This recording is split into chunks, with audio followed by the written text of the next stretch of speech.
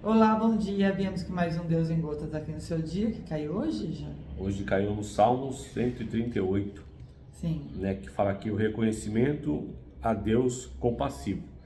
Aqui esse salmo é um salmo de Davi, né, que vai aqui relatar um momento que ele estava provavelmente sendo ali perseguido por Saul, né, no momento que ele é considerado já ungido a rei, e, e Saul começa a perseguir sem causa ali, começa é, é, assim, fazer com que ele se entristeça do caminho ali, então ele está angustiado, né? Porque muitas coisas têm acontecido sobre ele antes dele de se tornar um rei, né? Principalmente quando o seu sogro, né, praticamente era o seu sogro, começou a perseguir ele por causa da inveja do que Deus estava fazendo sobre a vida dele, e ele então estava acuado ali, ele estava se sentindo sempre perseguido por ele, sempre foi perseguido.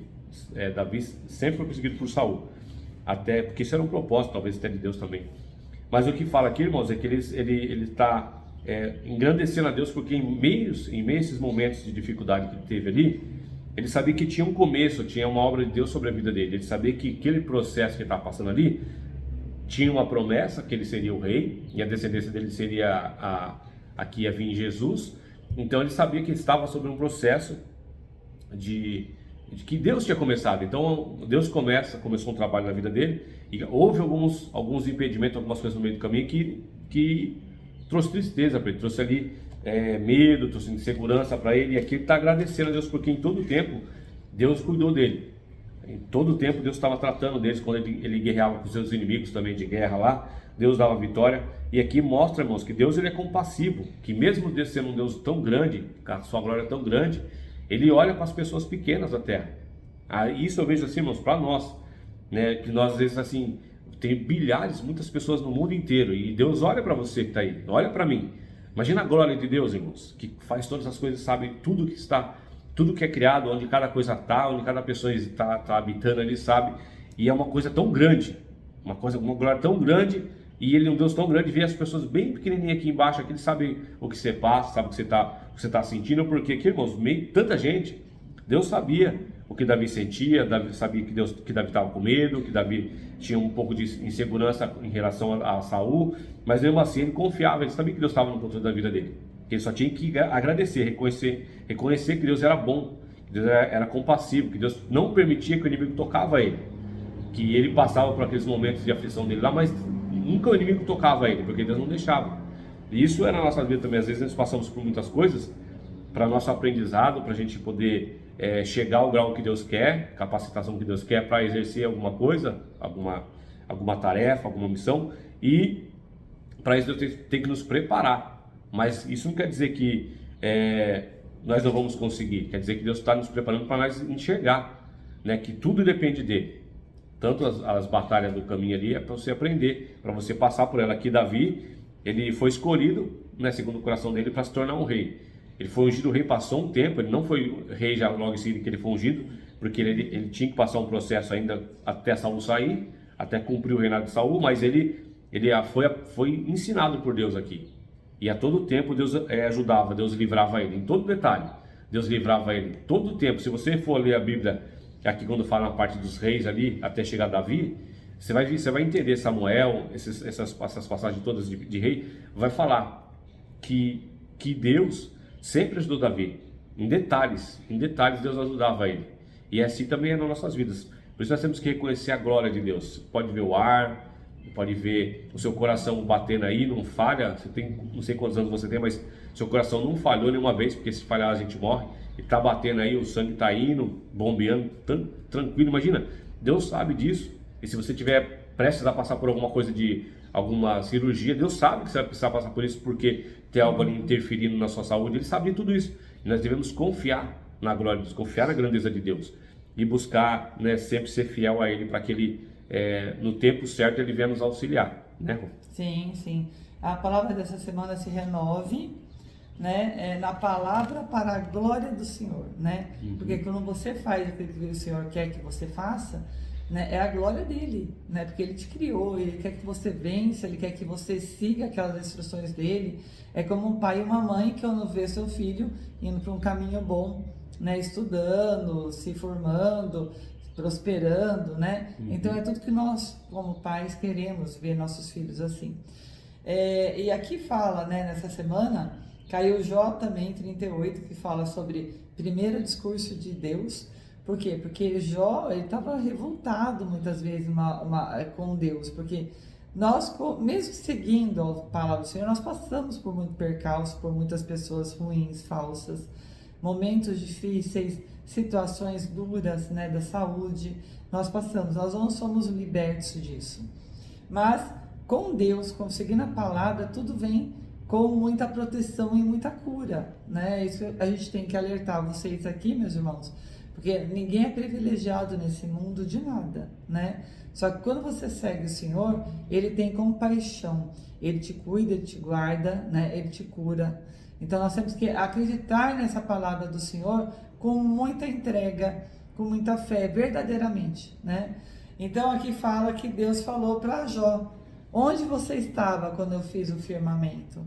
Onde você estava quando eu criei a terra? Né? Então assim, como que Jó queria discutir com Deus alguma coisa se Jó é uma das criações de Deus, né? Nós somos uma das criações de Deus. Então aqui falando do poder, grandiosidade do nosso Pai. E hoje que também caiu Lucas 2, né? Foi véspera de feriado, a apresentação de Jesus no templo quando ele era criança, né? Então, e um senhor, como ele chamava, você lembra? Que ele falou assim que ele iria morrer depois que ele visse, né? Não lembro dele agora, não. O Filho de Deus, a obra de Deus encarnado nessa terra. Que depois disso Deus poderia levá-lo, né? E realmente ele sentiu, quando Jesus era criança, sendo apresentado no templo, que era o Filho de Deus, ali na terra, aqui encarnado, vindo fazer a tua missão, que foi Jesus na época. Então assim, e a gente reconhecer Deus como passivo, que nem caiu hoje, é você reconhecer Deus como seu Pai, aquele que vem realmente para te cuidar. E tantas pessoas que falam que eu tenho fé, mas não se entrega, não entrega um filho para ir viajar para um outro país, não deixa o filho fazer alguma coisa que ele quer fazer com medo. Por que esse medo? Gente, ninguém vai embora antes, ninguém recebe algo que não é para receber, desde que você tenha fé no Senhor, que você deixe na mão dele seus filhos, o seu projeto. Eu falo filho é tudo, né? Se você vai abrir um negócio, uma firma, alguma coisa, primeiro você tem que consultar Deus, né, Jair? Primeiramente, independente de nós, você vai dar certo, porque na tua mente você já criou tudo, você já planejou, isso vai dar certo. E quando não dá, né? Você perguntou para o seu pai qual que é a opinião dele? Se isso realmente ia ser abençoado? Porque pode estar com todo o projeto certo. Se Deus não quer, não abençoa, aquilo não vai para frente. Então você tem que saber se tudo na sua vida, antes de você começar a fazer, se você entrega na mão de Deus, Ele está com tudo aqui, você realmente, humildemente, pediu para Ele a palavra na Bíblia, você vai lá na Bíblia, você vai abrir, né? Que nem a gente fala, ela fala, né? Você ajoelha, né, quando você tem alguma dúvida, você ajoelha no seu quarto, você ajoelha no seu cantinho ali, você fala com Deus no fundo da sua alma, falando com Ele, entregando para Ele tudo aquilo, teus planos, e fala: se for a sua vontade, se for o plano de Deus, a minha vida, se for para vir próspero e bom, converse comigo, me dê a palavra aqui, Senhor. Gente, abre a Bíblia, faça um jejum aí de meio-dia, faça essa oração, abre a Bíblia. Se vir uma palavra de paz, de prosperidade, que nem a reconstrução dos muros, né? Que nem Neemias, são palavras positivas. Você está reconstruindo, você está construindo alguma coisa pela permissão de Deus, né? Mesmo Neemias sendo um copeiro, né? Que servia a um rei, ele reconstruiu Jerusalém, gente.